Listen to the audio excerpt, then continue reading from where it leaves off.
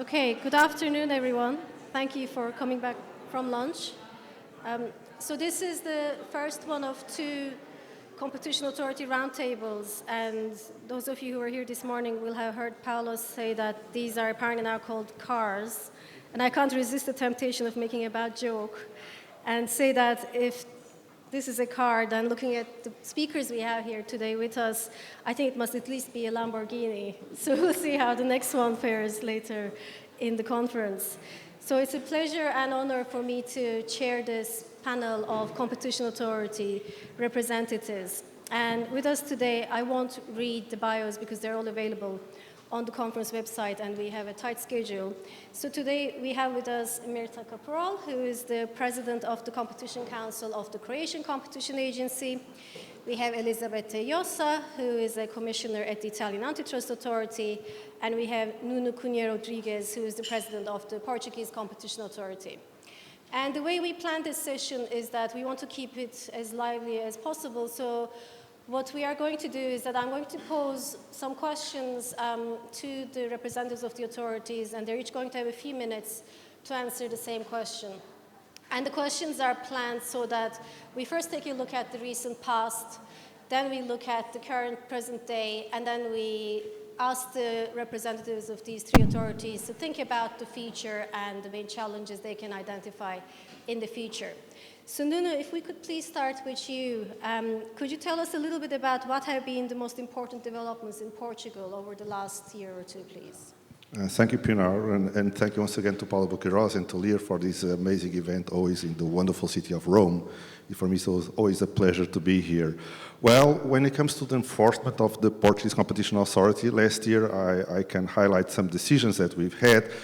We've had a decision that was taken involving a cartel that was related to an association and 5 laboratory groups that operated in the provision of clinical analysis and COVID-19 tests. So this was a cartel that existed previous to the pandemic situation and that operated during the COVID-19 emergency situation, and had a huge impact on consumers, and it had a huge impact in the public opinion in Portugal.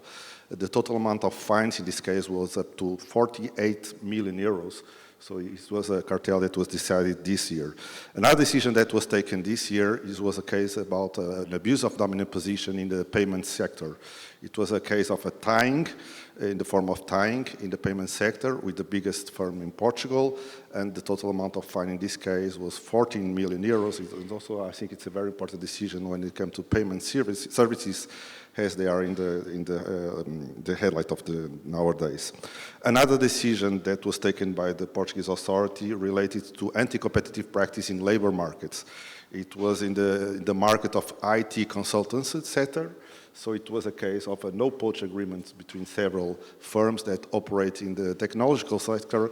And this is quite important, I do think, namely in the context of artificial intelligence and the problems that many firms facing when hiring employees. We've taken some decisions also related to some association of undertakings. And then when it comes to merger control, up until now, in the year of 2024, we've had 57 clearance decisions, 3 decisions with remedies, and 1 prohibition decision. And this prohibition was taken in the telecommunications sector. It was the merger operation that was taken by Vodafone. We all know the Vodafone that wanted to acquire a smallest operator in Portugal, Novo, and we blocked the merger operation because we found that this small operator had a challenging effect over the 3 largest operators in the communication sector. So it was a merger operation that went to 4-3, and we blocked the operation. Of course, there was some discussion in Portugal about this decision, due to the comparison with other decisions that were taken, namely the one by the European Commission in the MásMóvil Orange merger operation that was decided with commitments that was approved by commitments by the European Commission. But I do think that in Portugal we did the right decision by blocking this operation. And it's interesting because now there is another merger that is ongoing and that's been scrutinized by the Portuguese authority. That is the acquisition by Digi, the Romanian operator, of the same small firm, novel, and that is being scrutinized now by the authority. We've had a record number of merger operations notified, and I do think that's due also to the gun jumping control that we've been doing in Portugal. You know, people and firms and law firms are aware that we'll chase all the situations, the possible situations of gun jumping, and I do think it's important, and that's one of the reasons why we've had a huge number of merger operations, a record number up until now this year. When it comes also to the courts, we've had a decision just last week taken by the competition court in Portugal, which related to a banking case. This is an important case that led to a preliminary ruling in the Court of Justice that was decided last year about the exchange of information and standalone exchange of information in the banking sector. This was decided by the Court of Justice last year. And now the Portuguese court, following the ruling decision by the European Court, decided, confirmed the ADC's decision, and the total amount of fines in this case was 225 million euros. So this is also a very important achievement of the authority, and it was confirmed just last week. When it comes to advocacy, we are following some outreach initiative. This was a decision that I took when I joined the authority, to take the authority to the cities throughout Portugal. You know, to take competition and the message of competition to small cities where small and medium companies are not aware of what are labor markets, what are no-poach agreements, what is a cartel. And I think it's important to explain people, to explain consumers what's competition, and to leave the capitals of our cities, to leave the headquarters of the authorities and go throughout the country. And this has been well received by the population throughout Portugal. Also, when it comes to advocacy, and I have a PowerPoint that I was supposed to show you, but I forgot to click on the button, but it's not working properly. If you could change the PowerPoint to the next one, because this is not working. Yeah. Okay, there you go. So again, from advocacy perspective, we've issued some guidance documents when it comes to sustainability. We have the best practice on sustainability agreements guide that was published. It's available online both in Portuguese and in English if you want to have a look. And also a study on electric mobility and the work that we've been doing also when it comes to artificial intelligence and generative AI. We've published an issues paper in November last year about generative AI and competition. And we're going to publish in the coming week another paper on generative AI and data and the impact that it might have on competition. So in a nutshell, thank you, Pinar. This was what I was... Thank you. That's fascinating. And the Portuguese authority is certainly contributing a great deal to the development of EU law through the preliminary references in particular. How about in Croatia, Mirta? Thank you, Pinar. First of all, I would also like to thank the organizers for this opportunity to be here. It's the first time that I'm at Lear Competition Festival, but I think it's definitely not going to be my last. And I would, as I heard in the morning that you would like to have more competition authorities, I would warmly recommend to all of our colleagues to come and participate in this conference. Well, Croatian Competition Agency, just a very short information, apart from antitrust and merger control, has also, since 2018, unfair trade practices and food supply chain under its competence. But of course, I won't talk about this today. So, in the latest developments, I would like to focus on a couple of things. From institutional part, we have, at the beginning of this year, formed a new digital department, where we, among two IT colleagues, also have now two economists who moved from other departments within the authority, and they're working now started working as data scientists in this department. And we have also introduced a new anonymous whistleblower tool on our website in order to get more completely anonymous tip-offs of potential cartels or bid rigging. In terms of regulation, the most important one for us was the regulation on the implementation of the DMA, and the Croatian Competition Agency got the role of its implementation in Croatia in terms of being getting the coordination with the Commission for the implementation of the DMA. Since we find that apart from the enforcement, cooperation with other stakeholders is extremely important, we continue also development in this regard. So we have concluded agreements of cooperation with almost every regulator, but more concretely last year we have also concluded the cooperation agreement with the Faculty of Economy in Zagreb, Faculty of Law in Zagreb, and also to find a way if there will be more opportunities for students to do their internships within our competition agency. In terms of cases, during the last year we had several interesting cases. Some cartel cases are still ongoing, so I cannot comment yet about them. But there was an interesting RPM case, vertical agreement case, regarding distributor of bicycles. We had two important commitment decisions against Croatian forestry. It was kind of still is kind of a hot topic. There was an alleged abuse of dominance and alleged cartel. However, the commitments they proposed, we consider them as sufficient to restore the competition, so we adopted these decisions. There were several merger control cases. One which was interesting was the second phase merger on collection of industrial and commercial waste, which at the end was allowed even without measures. At the beginning we thought we are going to impose some measures, but at the end the effect was not as such that we would need to impose measures. And in terms of advocacy, we have introduced several promotional videos on our website because we're still lacking leniency applications. We only had one proper one and only two which related actually to summary applications to the EC. And one was on cartels, leniency settlements, and the other video is on abuse of dominant. We issued only last year 13 expert opinions, and we have a great number of replies to the queries about competition law. And last year we also hosted a seminar together with ERA on digital tools in detecting cartels, and we had one national conference on settlements in competition law in UTP. And we are continually engaged in education and competition topics in Croatian Chamber of Commerce, Association of Employers, and also Judicial Academy for judges. And I will finish with international cooperation. Well, our last 2 years, the international cooperation of our authority was marked with accession negotiations to the OECD, and I'm very happy to tell you that we have completed. And just a couple of days ago, we received positive opinion for the that we completed negotiations for the competition part.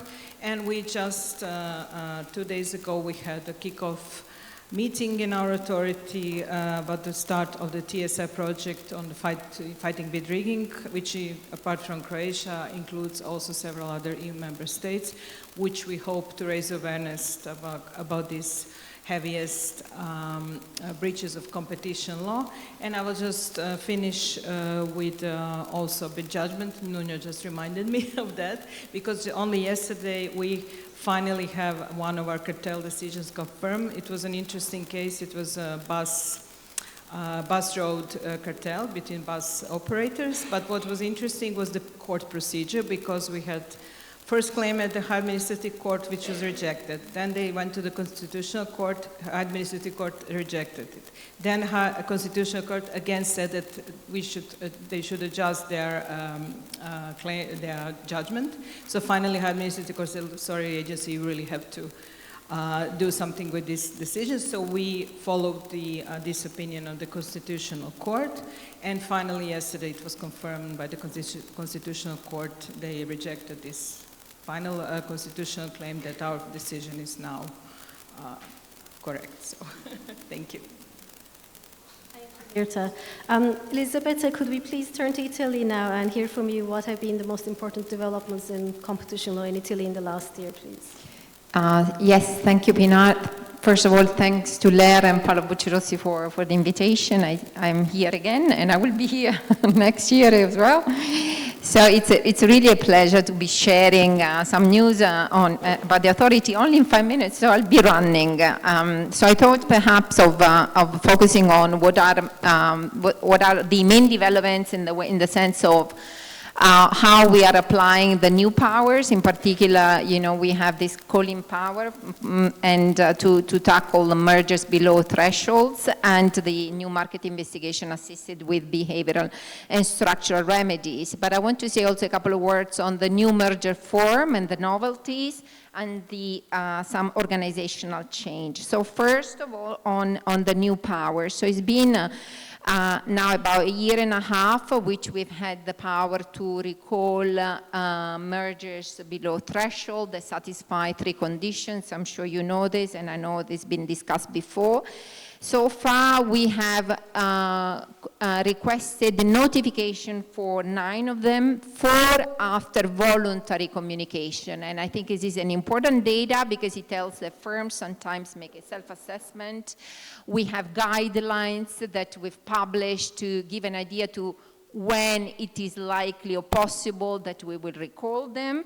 And it's interesting to see also that the whistleblower tool, which we introduced a couple of years ago now, is being used also to inform us about below threshold mergers, transactions that could be problematic. And one of these 9 has been open thanks to this whistleblower platform. The other 4 ex officio. I think it's also interesting to see that we're using this instrument both for requesting notification of mergers in traditional sector.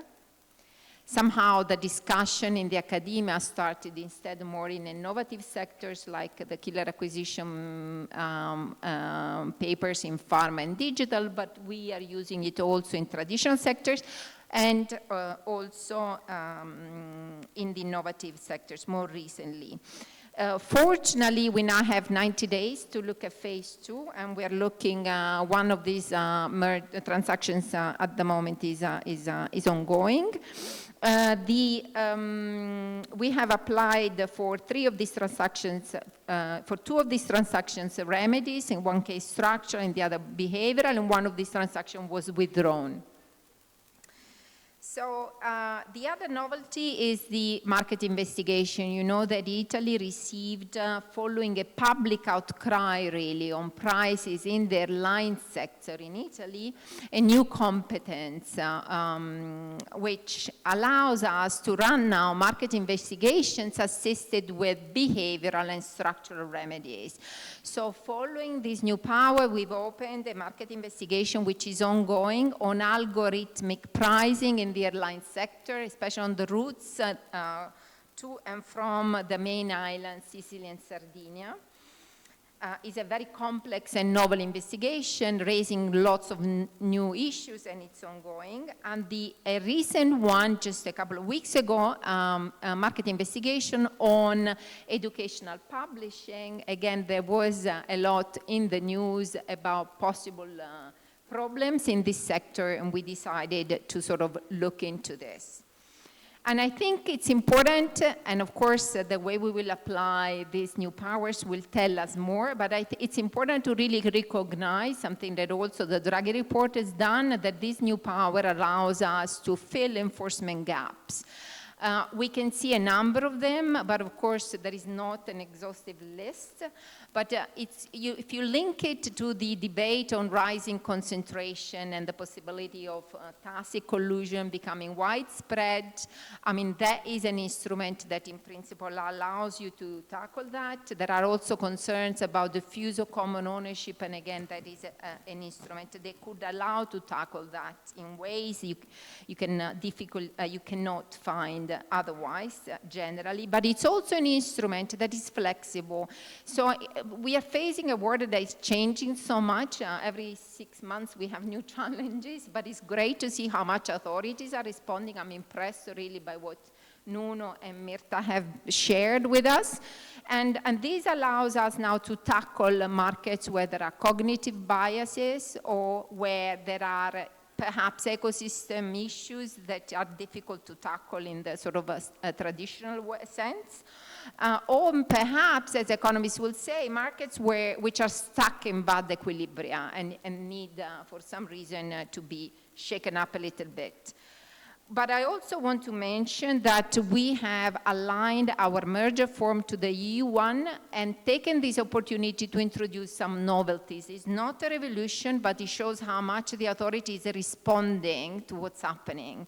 So not only we have more emphasis on innovation, efficiency claims, potential competition, new entrants role, but we also have a session where we ask to firms, certain firms, also what is their market condition with regards to their buyer power, showing an interest also in labor issues as the Portuguese authority has shared with us. And we also have asked more information on common ownership. The whistleblower tool, which we introduced 2 years ago, is being extremely effective. We have 3 cartel cases ongoing, 1 very soon, and as I mentioned, it's been useful also for other infringements and abuse and the below threshold merger. Thank you, Pina. But and it's fascinating to hear about the range of different issues and different sectors that 3 authorities here are looking at. So just to maximize the efficiencies while you have the microphone, Elisabetta, could we now perhaps start talking about the priorities of the agencies, to the extent that you can already share these with us? What are the priorities of the Italian agency looking forward? Thank you, Pina, because this is the type of question that makes you think. So you have to think, what are our priorities? And try to find the rationale behind what you're doing. And in fact, it's quite impressive because there is a very good rationale. I think that the authority at the moment has a very interesting board competition, a judge, as president, a lawyer, an economist. And I think we see the word, we look at the same word, but a little bit from different perspectives. They're very complementary. And that has helped us, in my view, to really prioritize action where we can best combine short-term objectives with long-term ones. I mean, protecting competition, the competitive process is clearly a long-term objective, but there is so much happening around us, and think about the crisis, COVID, and the inflation and now the war, that you ask yourself when you're sitting in the board, where can I put the resources that are limited? Which is the investigation that could have the highest impact? And I think I discussed this already last year, for example, that at a time of inflation, we did a lot in the fuel and energy sector using all our tools, from antitrust cases to merger. I mean, that was business as usual in the sense, but also to consumer protection with many interventions around those. Now, the sort of our usual priorities remain central. So let me mention especially 2, sustainability and digital sector. So in terms of sustainability, our experience shows that there is mainly a complementarity between competition and sustainability rather than a trade-off, although the discussion about complements versus substitutes is very interesting. In practice, there is so much we can do through by pursuing competition or using consumer protection. And in that regard, having the dual competence in our authority helps a lot. Because we have consumer protection cases to tackle greenwashing. Just today, I'm happy to share, it's in the news, that we've opened an investigation in the fast fashion sector against Shein. It's on our website if you want to know more. But there are all these greenwashing claims that create kind of distorted incentives to invest in sustainability, and so therefore we prioritize them together with our antitrust cases. So the ones which we have open or are ongoing, so the latest one, are related to exclusionary abuses in waste recycling sector, exclusionary abuses in e-mobility, and exclusionary abuses again in bioplastic sector. The other priority, these are only the news, and then there is a very long list of cases that we continue to do. With regards to digital remains our priority. We have the Apple ATT case ongoing, the abuse of economic dependence Meta-CI case ongoing. We finished this year, concluded the Google order, which was an interesting case because it was really potential competition and the creation of a new market. And in terms of consumer protection, I think I would like to emphasize the case TikTok, which was quite a novel case.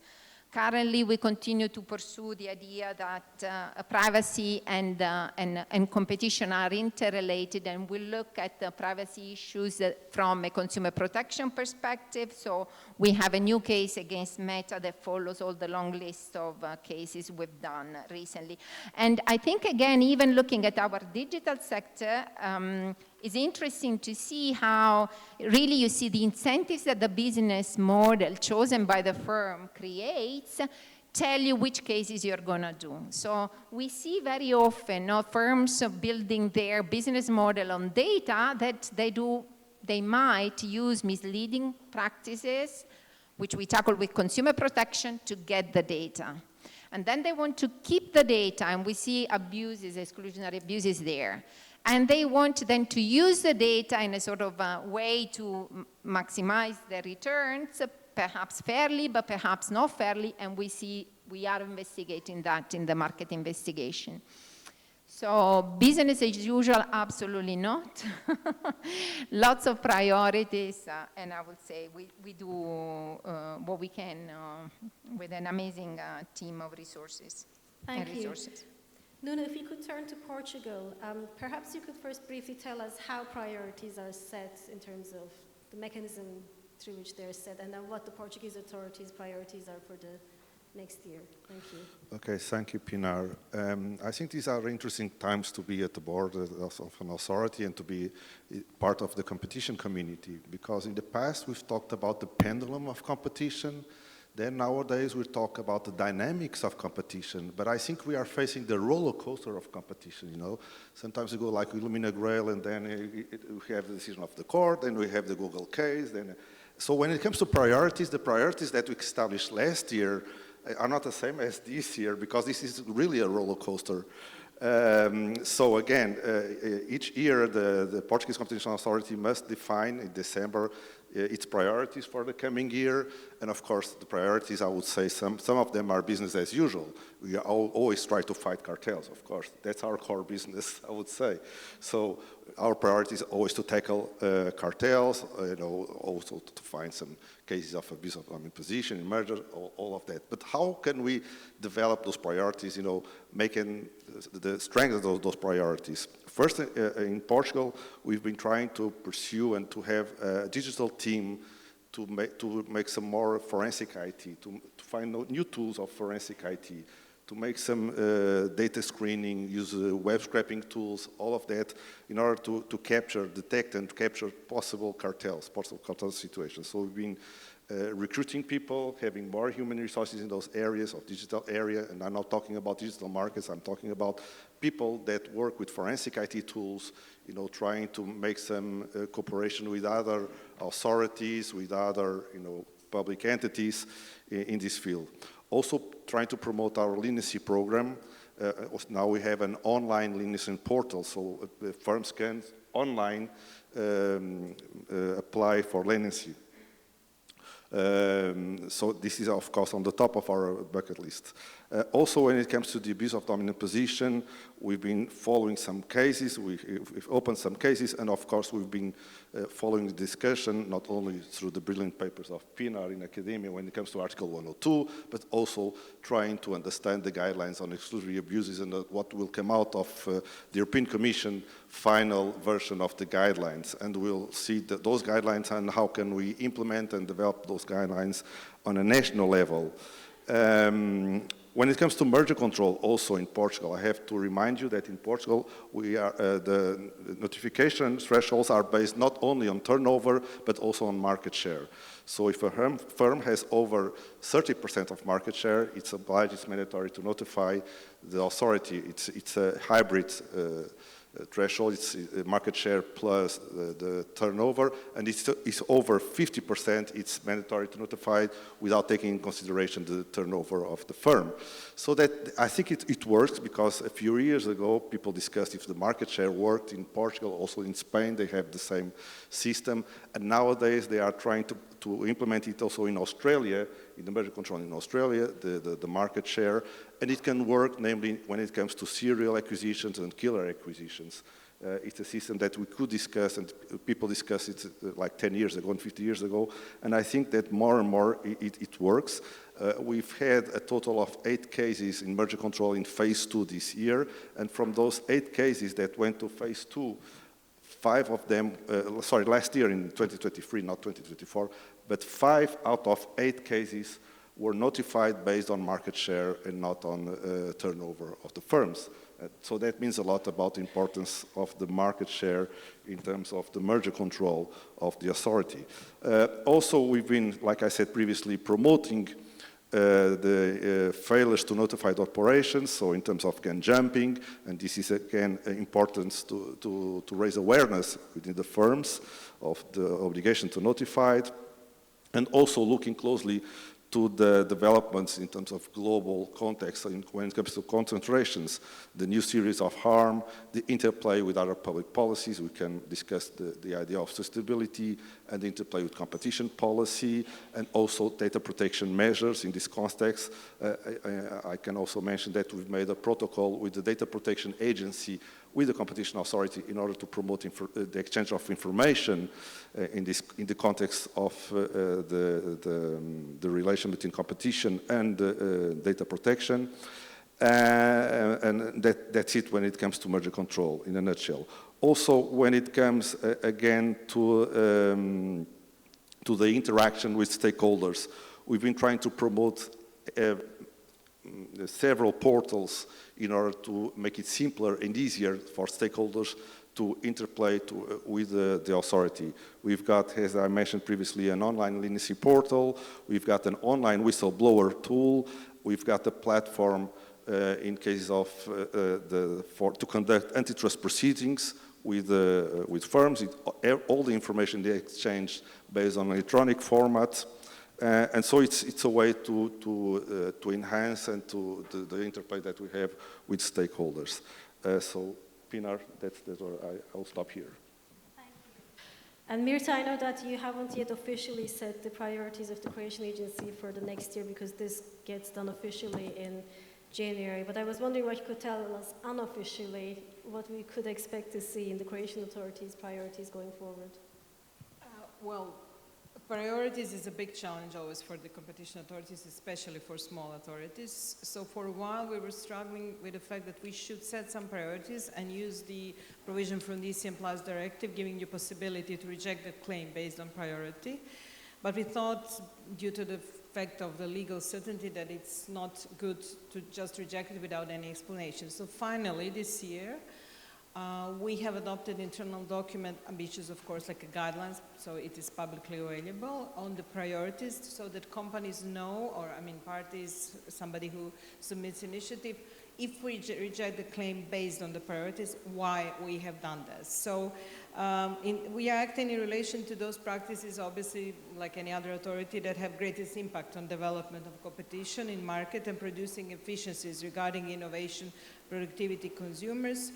So when we look at the priorities, we try to see if there is efficient and effective use of resources, which are very limited in our case, whether rejection complaint whose content is not regarded as our implementation priority, whether there is a sufficiency of CCA resources to effective action, or is there is an alternative way to the action. This is just more general about our priorities.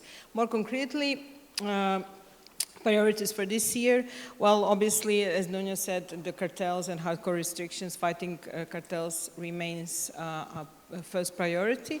But more than that, we focus a lot also on the bid rigging. I mentioned this new project that we have with the OECD and European Commission, but we also, within this new digital department, try to develop some other digital tools in order to try to find out about more bid rigging cases. In that respect, we have also concluded agreement with State Attorney's Office to have joined our efforts in fighting these prohibited agreements, which cause the worst damage to the economy as a whole, taking into account that approximately 15 to 90% of GDP is public procurement. In terms of sectors, this year we have focused on a couple of sectors. Touristic sector, because we have some big merger cases in this sector, telecom and electronic communication sectors. And of course, the digital markets remains also one of the priorities in terms for on-site on the coordination and implementation of the EMA and following what is happening with the Commission and the EMA implementation, but also this digital department that we are going to develop. So we'll see for the next year. I think part of the priorities will remain the same in terms of cartels and fighting bid rigging, but the rest we'll have to see. When you're a small authority, it's very difficult to have, to focus just on particular sectors. And of course, we will, as usually, continue our strong efforts in advocacy, because I think advocacy and cooperation is extremely useful additional part of the tool to have also successful enforcement. Thank you, Mirza. And I think now it's time to move to our final question for this panel.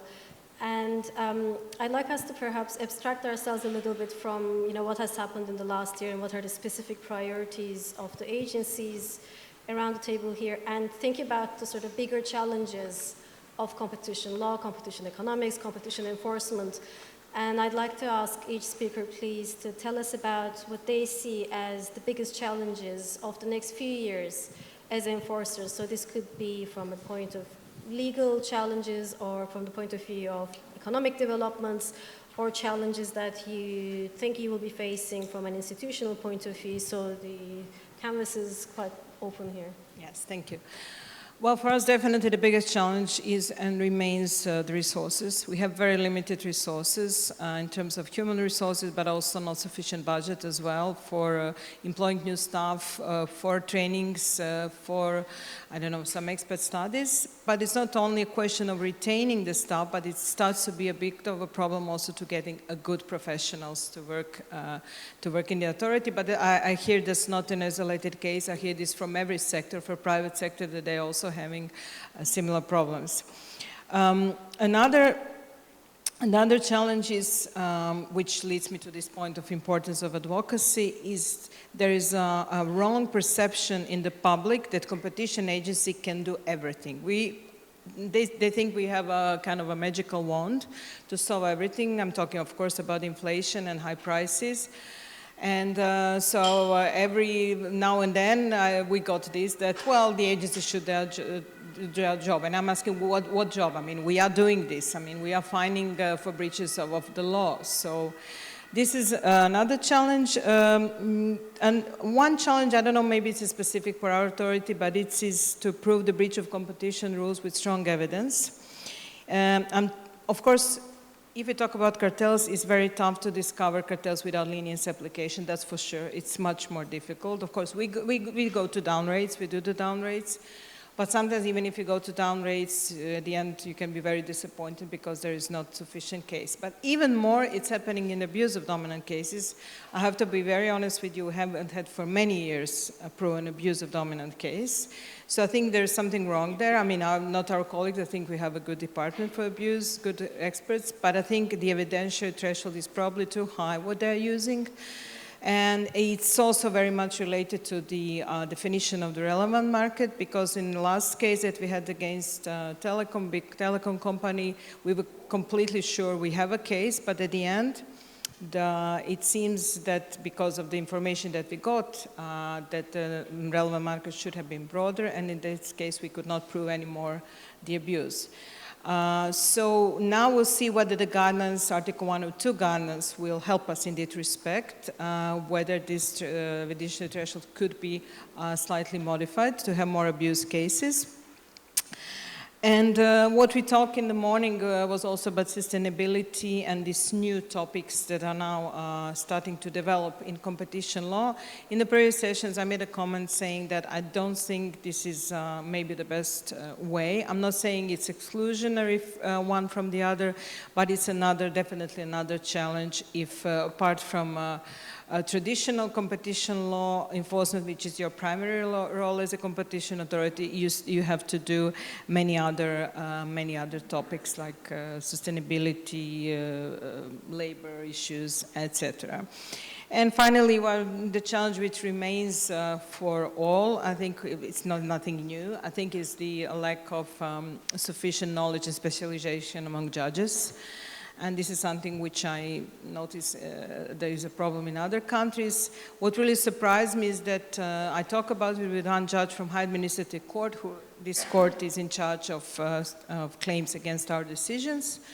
And she told me, no, we don't want to be specialized. I said, why? I mean, of course, we cannot have specialist court because Croatia is small, we don't have many cases, but okay, having 2 or 3 judges specialized in competition law would make sense. She said, no, because then we would be more exposed to the pressure because people will know I'm the judge who is specialized in competition law, so we don't want to be specialized. I don't know whether this is a good approach.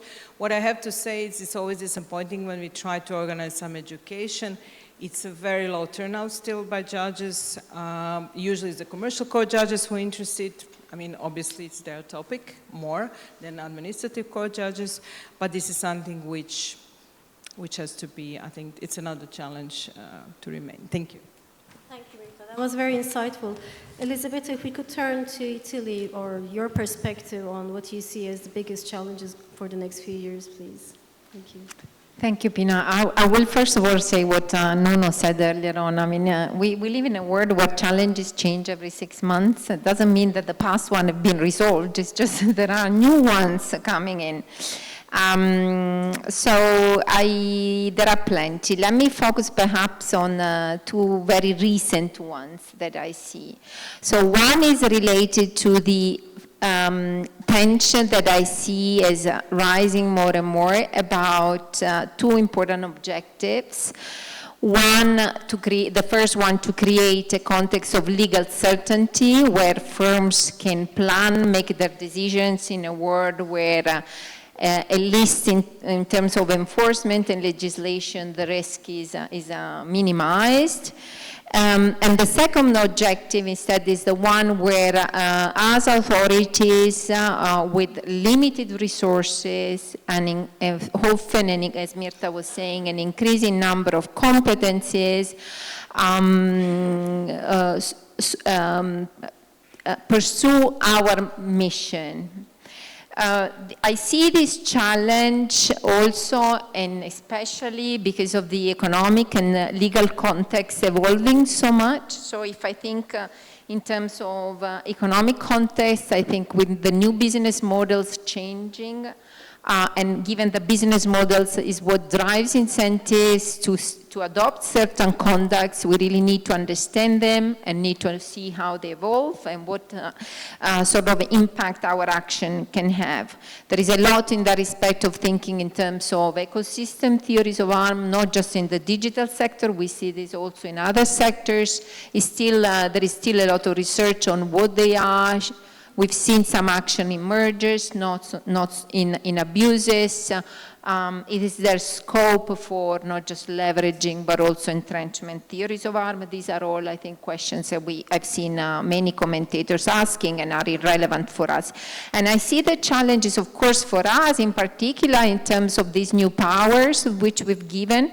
So in the legislator chose the call-in power, but we have heard Vestager and Draghi discussing what is the best way to tackle acquisitions below threshold. And if you look at the different tools, calling power vis-a-vis lowering the threshold, for example, you have this trade-off that is played in a different way. What we've tried to do at the Italian authority by issuing guidelines is really trying to sort of tackle predictability as we could. The number of voluntary communication at the moment is doable and is manageable, and perhaps suggests that there is some guidance as being effective. But I also see that we need and we are asked to cooperate more and more with other institutions, not just a horizontal level, with other regulators, I mean sectoral regulators. And we're doing this now in the market investigation. We have the opinion, but we do this in our cases, for example, which involve privacy because of the overlapping competencies, and also cooperation on, let me say, a more international level with other institutions also across the ocean because of, certain markets are really global, certain decisions affect more than one authorities in Europe and elsewhere. And I think this cooperation is most welcome. I think it's very good. At least in antitrust, we see that there is no protectionism. We are opening up and we're going towards more cooperation, but is going to make cases and investigation more complex and time-consuming. And again, that trade-off between predictability and effectiveness, is there, given the rising complexity of our investigations. The other thing I will just mention, but that will, take a conference on its own, is what we have been seeing in the last few months, and particularly last month with the Draghi report, is this tension sometimes or discussion around the relationship between competition policy and industrial policy. Now, I come from the academia as an economist. I was studying industrial policy and in the sort of following a research that has looked very carefully at the different tools, asking as an economist what is the best tool that you should use for any given objective. So I have it very clear that you have to identify the objective and then ask yourself what is the best tool, and competition policy is something that can help, but is not necessarily the best tool to tackle certain things. Although, like for inflation, even competition policy can give a contribution. So I think this is important because it's very important that Draghi said very clearly, using expertise from the economics universities that are very well recognized, that there is really no industrial policy without competition policy. I think that is the way forward, although I do see commentators sometimes picking and choosing parts of the report to continue to argue that there is room for justification for European champions or for weakening merger scrutiny just to allow firms to scale up. Markets need to be less fragmented, as Draghi said, and that's the way for markets to become European and for firms to scale up. On our side, I think, is business going to be as usual? I think there's no business as usual, first thing, but I think we should take on board the invitation to look and prioritize more and more investigations which might have an impact direct that we see, because of course all competition policy has an impact on that, but it may have an impact on innovation. So not only as you do antitrust cases, I think of the cases we've done where there was an abuse against a potential entrant, I think we should really look at those carefully. We should look very carefully at use our calling power when there is a new entrant, potential entrant, innovative aspects. And I think also we will see in the next merger, we should really think very carefully about how to balance short-term and long-term effects, innovative effects, which is the other issue. But I think we can still do a lot, really prioritizing our intervention where is most needed. Thank you. Better. And last but not least, Nuno, if we could hear from you what you see as the biggest challenges facing antitrust agencies in the next couple of years, please. Thank you, Pinar. I'll start with Elizabeth Worsley here at the end with the Draghi report. Because I think in the coming years, let's see how the competition policy will be developed by the new European Commission, because the President of the European Commission, von der Leyen, has already mentioned that we'll have a new approach to competition policy. And I'll start with the joke that is said in the corridors of Brussels when it comes to world trade, is that China produces, the United States, they innovate, and Europe regulates. So the idea of the Draghi report is to turn this thing out, to bring innovation to Europe, not to the United States, and also to try to have some nearshoring so that the production gets closer to Europe and not be only on China. And that, when it comes to the role of industrial policy, and here adding to what Elisabeth has mentioned, and we've talked about that last night, is that I have to remind people that the Treaty on Function of the European Union in Article 173 mentions the industrial policy. And the last paragraph of Article 173, you can read it, and I'm reading from my mind, not saying the exact words, says that any measure from the industrial policy can harm and can have the effect of distorting competition. So at the end, we can interpret the treaty saying that competition policy prevails over industrial policy. That is stated in Article 173, last paragraph. So this discussion about the interplay between industrial policy and competition policy, maybe because I'm a lawyer, has to be understood also in the lens of the Treaty on Function of the European Union. When it comes to environmental policy, that's different, because Article 11 of the treaty says that environmental policy at the end is the only policy that is transversal to other policies within the European Union. So we can discuss the interplay between competition and environmental policies, and also when it comes to social policy a little bit. But when it comes to industrial policy and competition policy, that is stated in Article 173. Of course, at the end, competition policy is also about innovation. So one of the goals of competition policy is to get innovation. And that's, a point that we can match with the industrial policy. The goal, and that is stated in the Draghi report, to enhance innovation in Europe. Of course, I would say, with competition policy being at stake. So let's see what happens in the near future. But I think that at the end, this discussion has to avoid the idea of the national champions that people sometimes talk about, some countries. And so let's see how competition policy will fit in the new strategy of Europe. Another topic that I would say we have to look in the future is the consequences of the Illumina Grail case and the application of Article 22, which of course will be changed by the European Commission.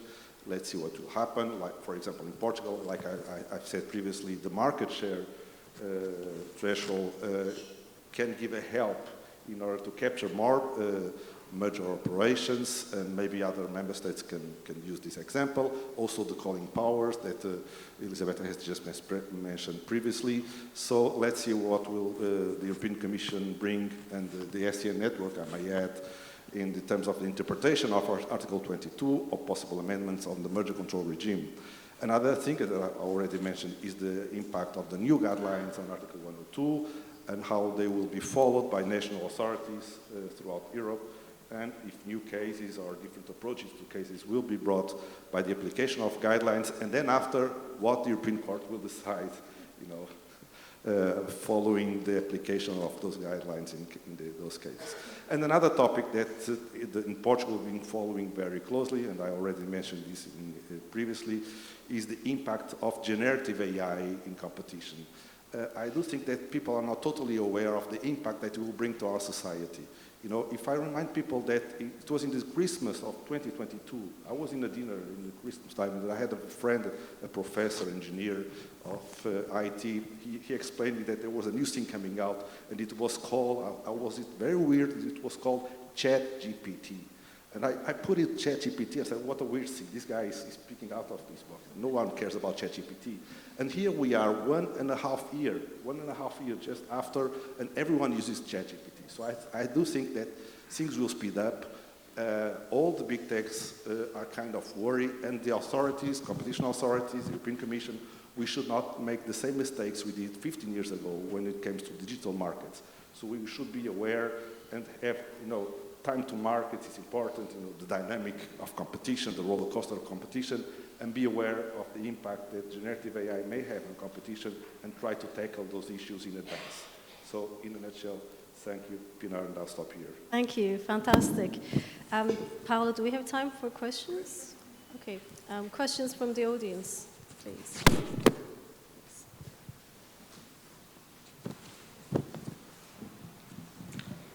Thank you for this very interesting presentation. I've got a question for Professor Yossam, Lucio Damario from Linklaters. It's about sustainability. You mentioned that as a priority for the Italian Competition Authority. And that is good to hear. The authorities have been very active, especially on the unfair practices, green claims. You mentioned a number of abuse cases. When it comes to 101, so cooperation, and I'm talking from the undertakings perspective, it's there that things get a bit trickier. There have been new guidelines, of course, guidelines of the European Commission. Question is the following: is the Italian authority contemplating adopting, the Italian competition authority contemplating adopting its own guidelines in that space? Because there have been a number of national authorities that have done so, either substantively, the Dutch authority, the CMA. There have been other authorities, the French authorities, which have focused more on process, procedure, access to the authority, discussing. This is very important, so I was just wondering if there is any plan in that respect. Thank you.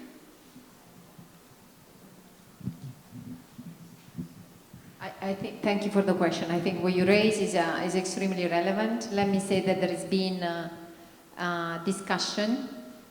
So it's something we have very clear in our mind, that at the moment we don't have guidelines. Can I say we are planning to introduce? I can't say that. But I noticed that even in the Draghi report, there is somehow an invitation to do that. And so perhaps something again to discuss in the board. Thank you. Any other questions?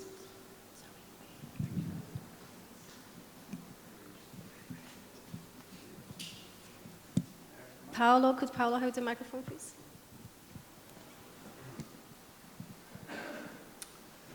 I was wondering whether, let me start from this. The reason why we have thresholds for merger notification is not that we believe that merger below the thresholds are necessarily not harmful.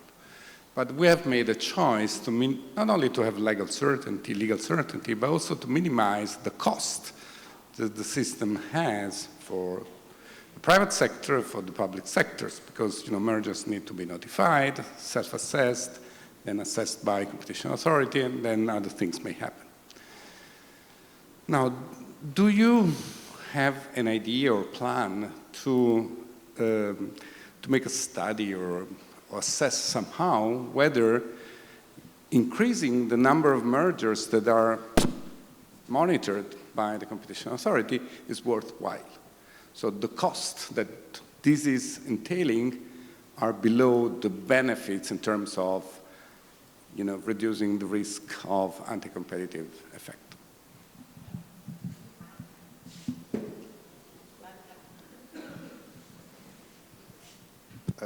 Well, I would answer the question explaining the Portuguese system once again, because we have both the turnover threshold and the market share thresholds. As I've said previously, the market share helps the authority. Like I told in phase 2, the merger operation that we had in 2023 in phase 2, 5 out of 8 were due to the market share, notified due to the market share. If we didn't have those, we wouldn't go to the phase 2, and many of them were solved by commitments, the decisions. So this was a discussion that happened in Portugal like 10 or 15 years ago. Firms were complaining, because of legal certainty, of course, to define the market before notifying. But then we have the pre-notification process. So firms can go to the authority and discuss the definition of market before notifying. So that works. The discussion about the turnover, if it's big or small, and the administrative burden that it implies to firms, is a discussion that we can have. We can have the system, the Italian system, to call in, the UK system, the CMA system, that is on a volunteer base in order to capture. It's a discussion that I do think we will have in the coming year or in the coming, because of the Illumina Grail case. I don't have a close answer to give. What I can explain is the Portuguese system, and it works, and I think it works. From my view, it works so well that Australia is going to start the similar idea. It's going to implement a similar idea like Spain has and we have in Portugal. Yes, in Croatia, Having thresholds, whether they are too high or too low, it's been a really long discussion. We had some merger cases which were not fulfilling their criteria for thresholds. It might have been better that we have assessed them. But within this OECD accession exercise, we did also one task. We did an interview with most of the lawyers and companies who are usually participating in the merger, and we asked them, what do you think, whether there should be a lower thresholds? And many of them said that this should be probably open to some more public consultation. They didn't think, most of them didn't think they are too high, maybe they should be too low. But the second point was also that exactly what you were saying about the market share. Actually, most of them were not in favor of changing the legislation in this respect. And I know that, okay, maybe it works very well in Portugal, but I know that most EU member states do not go towards this direction. They still remain with the thresholds. Some of them also the value of the market, which is also a bit maybe more difficult to assess. But for the moment, we are still in the thresholds field, but we'll see whether this threshold will be changed or not in the near future. Yes, so thank you for this question. It allows me to say a number of things I'm happy to say. So I think your point is spot on. I mean, that is the issue about predictability, legal certainty, and versus accuracy and effectiveness. So in that regard, I think for those authorities who are thinking of introducing the new powers, they should think very carefully whether to lower thresholds, which implies you can see everything, but it has a huge cost on the authorities and perhaps on the firms, versus the calling power, which we have, which instead perhaps leaves a little bit more uncertainty to the firms, but at the same time is a lower burden, and it allows you to focus your resources where you think is most needed.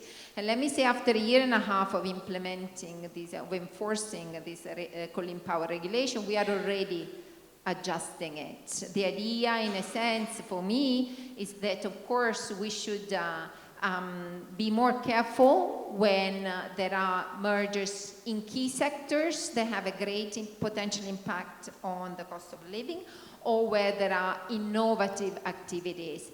And then, of course, the world is complicated, and economists know very well this. You have to be extremely careful there, because you want to make sure that what you do incentivizes innovation and favors potential competition, the creation of new markets. So but you are aware that there is also the negative effect of that innovation for buyout suggests. No? The firms sometimes want to be bought out, and that is why they innovate, and if you intervene there, you might discourage innovation. So I think all those trade-offs are clear at the authority and are the challenge. Let me tell you that because also the Draghi report, I was looking at our data going back 30 years on our phase 2. Am I worried about any over-enforcement? No, absolutely not. The authority has really intervened in phase 2 in a limited number of cases, and there is a rationale behind what is done. So pursuing innovation, putting priority and focusing on innovation requires to take all those things into account.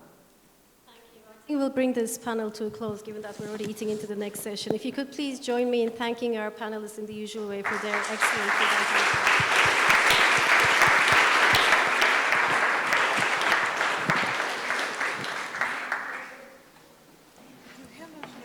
Maybe somebody can take a picture of us. Yes.